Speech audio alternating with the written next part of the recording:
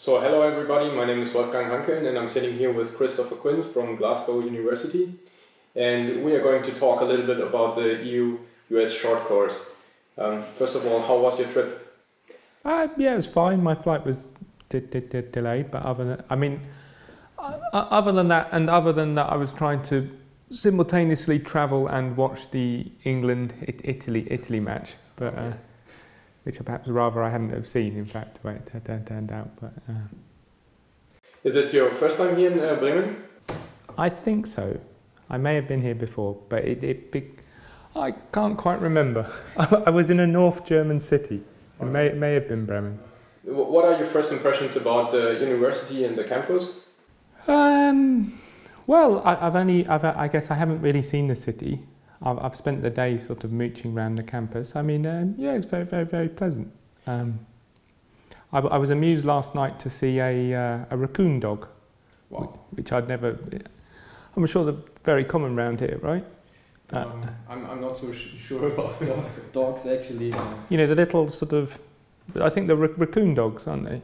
I think, you know, they're sort of like, yeah, I've never seen one before. It's sort of a little sort of half fox, half sausage dog. Yeah, probably. Yeah, you can see a lot of them. They look like big rats a little bit. Wow. I didn't. Yeah. So I was amused because I'd never seen one before. So that's been the highlight of my visit to Bremen. Okay. And what are your impressions about the organization? Was it everything convenient for you? Yeah. No, definitely. I mean, you know, I knew everything was. I mean, yeah. No, it all seems perfectly well organised, which is yeah. So coming to your background and your contribution to the workshop. So can you maybe summarize in a few sentences what your talk will be about?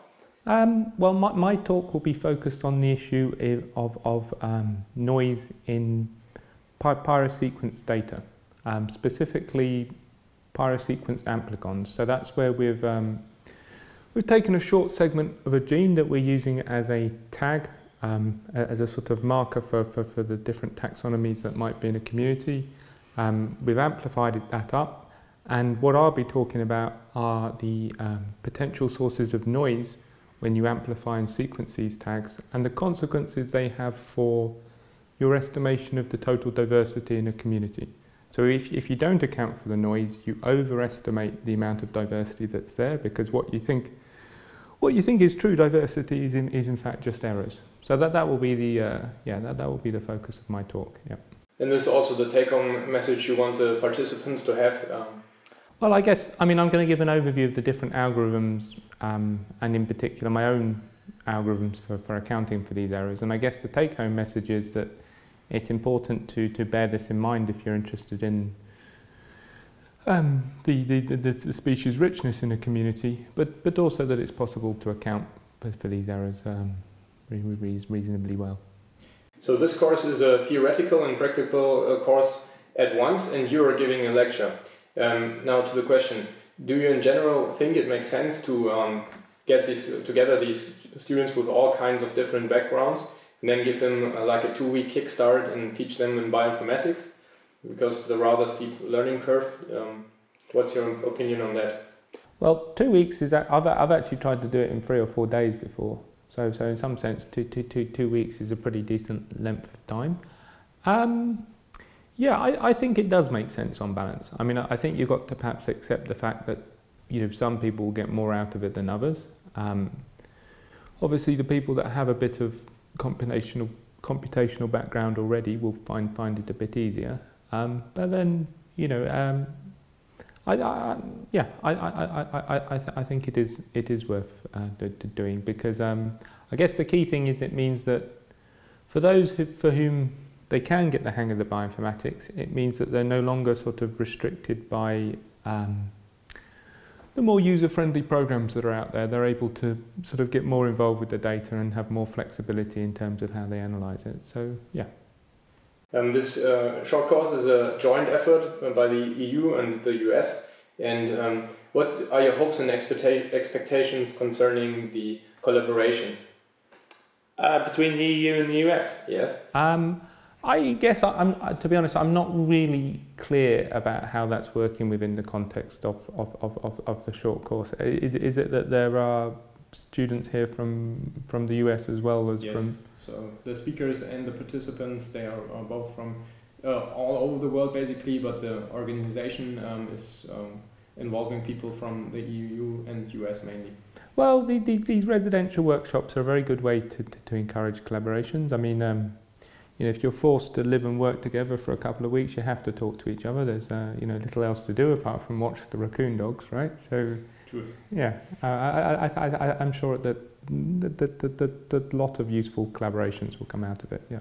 Are you also looking forward to collaborate with some of the participants, which are maybe not from the EU? Certainly. I mean, that's one of the reasons why I like to do these workshops. It's an opportunity to meet people and, you know, talk to them about their work. Yeah. So potentially, yeah. And what about the other speakers? Are you also looking forward to meet some of the other people? Yeah, definitely. I mean, in actual fact, now I come to think of it, I have a meeting already arranged this evening with a person I've been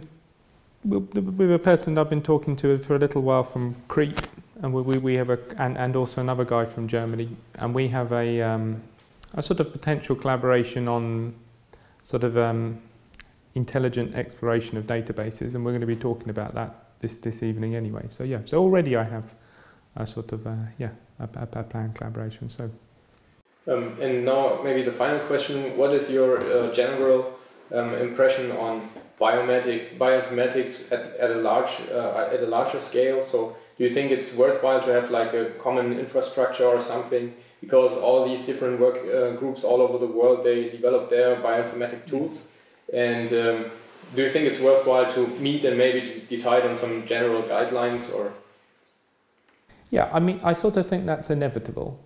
At some point, I guess we're in a sort of exploratory, inventive phase of bioinformatics in this area, because it's a relatively new field and people are inventing new algorithms, trying them out. In 5 or 10 years' time, I think we'll have established the best algorithms for different purposes. And in some ways, then it will be the job of the computer scientists to work out how to most efficiently implement these algorithms and, you know, and enable common data sharing, much like sort of what happened in genomics. I mean, now genomics is pretty well established, and the tools they use are similarly. And I'm sure something similar will happen in metagenomics, but perhaps we still have a little bit of fun left in inventing the algorithms before that happens. But anyway. All right. So thanks a lot for your time and your patience answering the questions. Now I hope you have a nice meeting. Thanks a lot.